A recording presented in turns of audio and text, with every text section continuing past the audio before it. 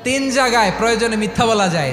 এক নাম্বার, আপনার ওয়াইফকে খুশি করার জন্য, সে একটু এরকম না বলে একটু কৌশল করে বললে খুশি হবে, ওটা বলা যায়। দুই নাম্বার, জীবন মরণের ব্যাপার, যান বাঁচানোর জন্য একটু কৌশল করে ঘুরিয়ে বললেন, এটা জায়েজ। তিন নাম্বার, দুইজন ঝগড়া লাগছে তাদেরকে মিলিয়ে দেওয়ার জন্য কৌশল করে একটু মিথ্যা বলা, ঘুরিয়ে বলা যায়। দুইজনের মধ্যে দেখলেন যে সম্পর্ক খারাপ, একজনরে বললেন, ভাই সে তো ওই দিন আপনার ব্যাপারে অনেক প্রশংসা। কি আমার ব্যাপারে প্রশংসা? কি বললো? এই বললো আপনি নাকি এই করছেন ওই করছেন, অনেক প্রশংসা। লোকটার মন খুশি হয়ে যাবে তার ব্যাপারে, ঠিক কিনা?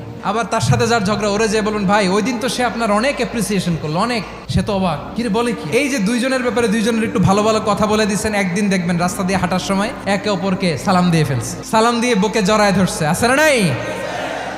আবার মিলমিশ হয়ে গেছে। কিন্তু আমাদের স্বভাব হইলো, দুই প্রতিবেশী যদি একসাথে বসে একসাথে হাঁটে, দূর থেকে দেখলে আমাদের জ্বলে, আছে না নাই? ঘটনা কি? এই দুইটার মধ্যে এত মিল কে? এই দুইটার মধ্যে গিরিঙ্গি লাগানো যায় কিভাবে?